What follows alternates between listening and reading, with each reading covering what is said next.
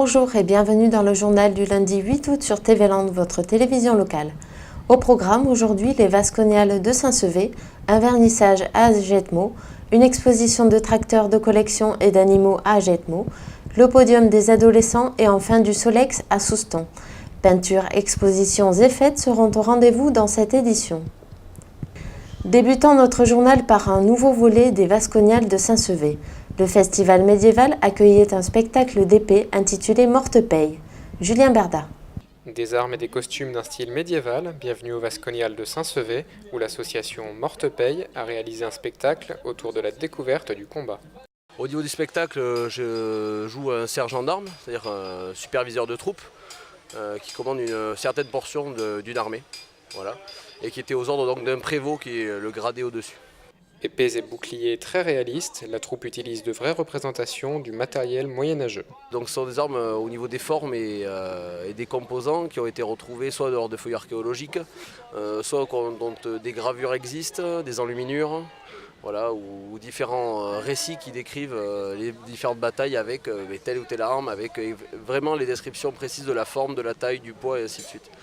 Voilà. Et donc ces personnes-là, ces professionnels aujourd'hui, recréent ces armes pour que des professionnels ou des amateurs de spectacle puissent les réutiliser elles aussi. C'est considéré comme de l'évocation historique, voilà, on va essayer de se rapprocher au plus près tout en la certifiant pour du combat de spectacle et pour assurer quand même une certaine protection, une certaine sécurité aux combattants et au public.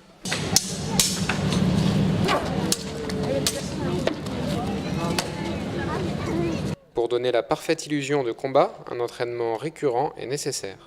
Alors au niveau de l'entraînement, c'est un entraînement quotidien, annuel on va dire. Vu qu'on est une association, on ne peut pas se permettre de se retrouver bien sûr tous les jours, hein, donc on va faire ça sur plusieurs week-ends. Et après, au fur et à mesure de nos représentations au cours de l'été, on continue de nous se perfectionner sur les différentes manœuvres et différents combats, sachant qu'on fait du combat à l'instinct, donc c'est du combat qui est non chorégraphié. Et donc c'est vraiment l'habitude des personnes avec lesquelles on combat qui permet de faire un combat fluide et sans danger. Dans le public, plusieurs étaient les volontaires souhaitant s'initier à l'art du combat à la mode d'autrefois. Alors bon, effectivement, le fait de faire participer le public, ça rajoute effectivement une part de risque, contrairement à prendre des gens qui ont l'habitude et à réagir face à ces situations. C'est pour ça qu'on essaye de choisir des personnes qui ont l'air sûres quand on les prend dans le public. C'est des personnes qui, quand on les regarde, qui ne vont pas détourner le regard, quand on va les choisir, qui ne vont pas être hésitantes. Mais voilà, avec l'habitude, ça fait maintenant une quinzaine d'années que l'association existe, on a commencé à avoir l'habitude. Partons maintenant à Jetmo pour découvrir une exposition d'une artiste de renommée internationale, Susan Morin, qui présente ses œuvres dans un lieu chargé d'histoire. Regardez.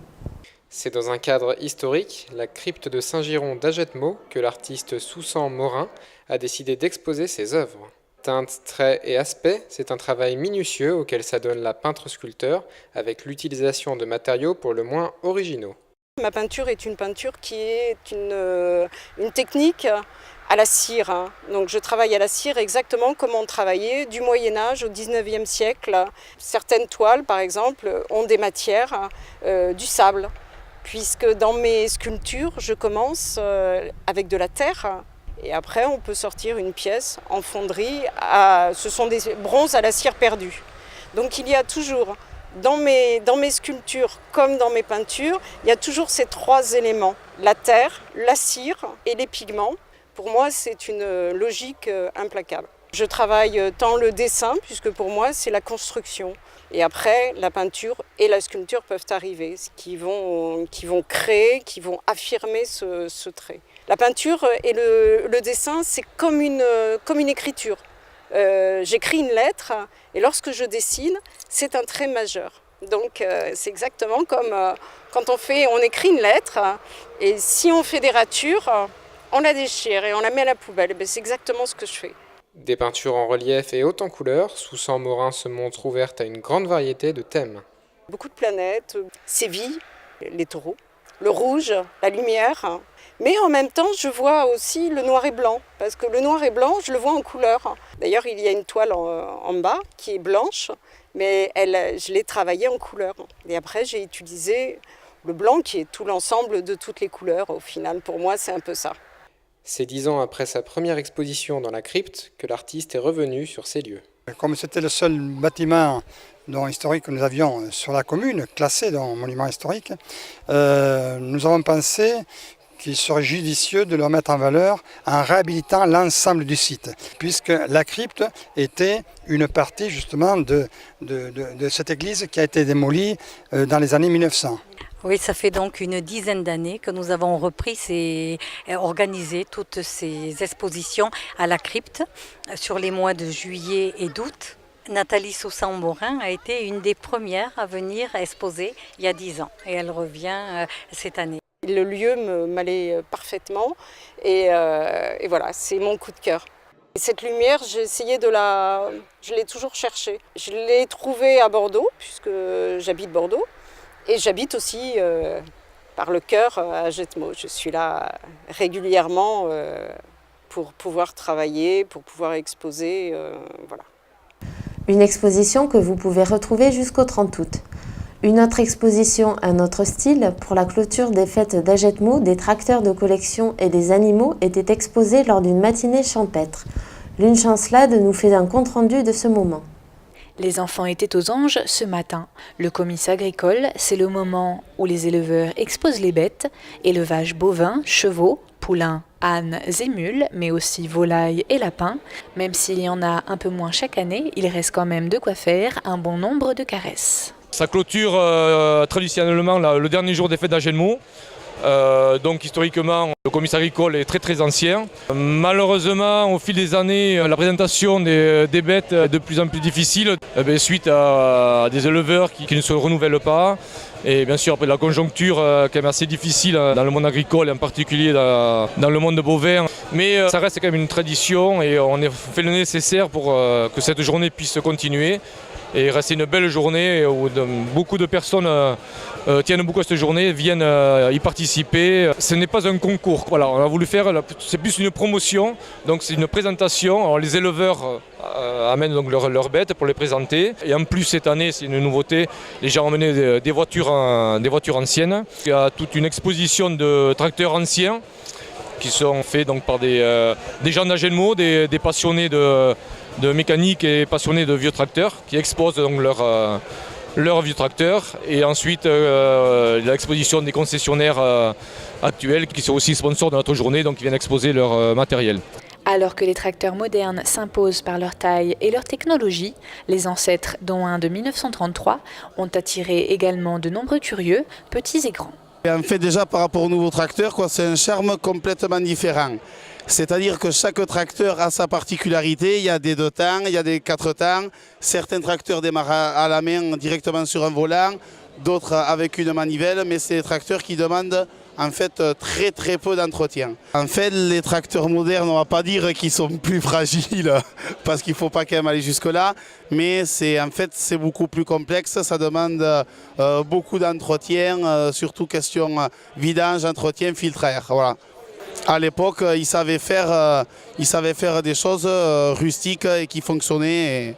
Ça, c'est une collection complète, l'une des plus belles collections d'ailleurs de France, de Marcel Coustet. En fait, ce sont des tracteurs français, Société française Vierzon. Vierzon parce qu'en fait, c'était fabriqué dans la ville de Vierzon. Voilà. Ensuite, vous avez encore des tracteurs français, il y a un Vendeuvre.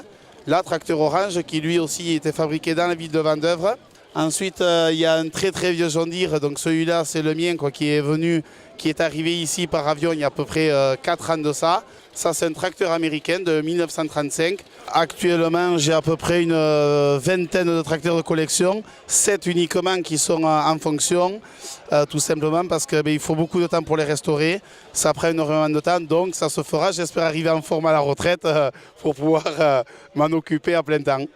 Alors que les organisateurs récompensaient les exposants pour clôturer cette matinée champêtre, d'autres profitaient de quelques tours à bord de ces tracteurs qui en passionnent plus d'un, qu'ils soient anciens, modernes ou en plastique. Poursuivons à présent notre journal avec les fêtes de Souston. Un podium de musique pour adolescents animé par un DJ était consacré aux jeunes de 10 à 15 ans. Une nouvelle animation pour la ville de Souston particulièrement appréciée. Musique. Ce soir, c'est vendredi, les manèges ont commencé à accueillir les enfants et tandis que certains font le plein de sensations fortes, d'autres préfèrent se déhancher au podium des ados. Un podium éphémère, sécurisé, pour que les jeunes profitent aussi de la musique. Alors cette année, nous avons voulu faire des animations un petit peu différentes chaque jour et une spéciale ado. Mais jeunes ados, plutôt préadolescents, puisque les grands ados ont leur bal tous les soirs. Et là, on voulait que les 10-15 ans puissent avoir le même bal que les grands, avec des cadeaux, des jeux, de l'animation, et puissent en profiter, donc à 18h30 le vendredi. Ça remplace un petit peu les animations qui se faisaient pendant la journée enfant. On a voulu fractionner, de façon à ce que tout le monde puisse en profiter un peu tous les jours. Et pas qu'un seul jour avec des animations toute la journée, il y en a un peu tous les jours. C'est la nouveauté de cette année.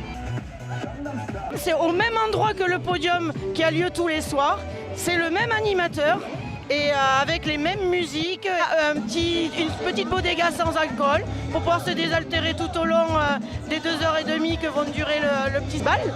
Tout comme les grands ados qui se déhanchent le soir jusqu'à tard dans la nuit. Le DJ a donc lancé des tubes de l'été, de la Macarena au Magic System, tout en distribuant des cadeaux.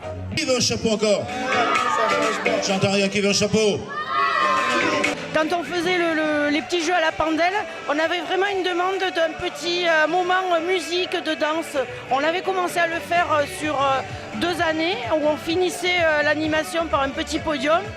Et c'est vrai que là, on le fait en centre-ville, comme ça les parents aussi profitent en étant autour de se désaltérer dans les commerces du coin. Ça fait travailler tout le monde.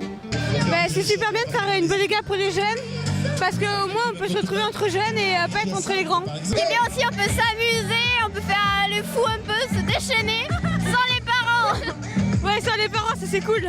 C'est un peu comme un espace privé VIP pour nous. Mais le podium ne s'est pas limité aux 10-15 ans. Quelques mamans, des tout petits et même les membres du comité des fêtes ont profité de ce moment dansant, ce qui n'a pas eu l'air de gêner les 10-15 ans. Les fêtes de Souston, c'est trop génial! Restons à Souston, cette fois-ci avec le Grand Prix du déguisement à Solex. Une récompense était remise aux meilleurs déguisements et aux meilleures machines. Laura Villaret. Pour la dernière journée des fêtes de Souston, la course de Solex déguisée était au rendez-vous. On ne donne pas de thème de déguisement, chacun se déguise comme il veut. En fait, ce sont toutes des machines trafiquées, ce sont des Solex, mais pas d'usine, quoi. Il y a le moteur Solex et puis après c'est des soudures, des roues, des petites roues, il y a de tout. Voilà, c'est bien. Alors on fait 20 minutes de course seulement, ça suffit pour les machines. Cette année, 25 participants étaient présents, dont certains venus de loin. Il y a une équipe de Belgique, il y en a de Soissons, il y en a de Sevran en région parisienne. Je viens de Sevran 93, j'ai participé à la course, tout le monde m'appelait Maya l'abeille et moi j'étais déguisé en guêpe, donc voilà, ça peut ressembler à une abeille également. J'ai mélangé un peu, le haut va pas avec le bas, alors c'était un peu une partie de Robin des Bois et le haut c'était un peu les hippies, donc c'est devenu Robin des Dunes, voilà, on a un peu fait ça un petit peu à l'arrache. Je fais toutes les années depuis 15 ans à peu près, et c'est la première fois que je gagne quelque chose. Le lot de constellation, c'est le lot de ado qui est offert à celui qui a le plus de malchance, parce que j'ai pris 2 Solex et j'ai crevé 2 fois. Et voici les vainqueurs, les pompiers, qui peuvent venir avec nous et ils sont très contents et ils nous rendent service en ce moment. Les participants avaient le choix de faire la course par équipe ou en solo. Il y a eu quelques groupes, il y a beaucoup d'isolés parce que en fait c'est pas pratique de remplacer en cours de course. Et puis les réservoirs sont suffisamment grands, alors il y en a même qui ont arrêté par manque de carburant. Voilà, c'est quand même bon, ça fait une trentaine de tours même pas, ils ont fait une dizaine de kilomètres disons. Cette année encore, la course de Solex a ravi le public et les participants. C'est marrant quoi en fait, c'est festif, c'est bien. Et puis en faisant cette animation maintenant à 6 heures, les gens sont dans la fête, ils peuvent se déplacer dans la fête, ils vont aller manger au Tiap. Je viens régulièrement et maintenant je vais m'abonner à la course de Solex à Souston tous les ans. Je trouve ça sympathique. C'est sans prétention, c'est pour se retrouver avec les amis, pour s'amuser, pour rigoler et voilà, pour se lâcher un petit peu.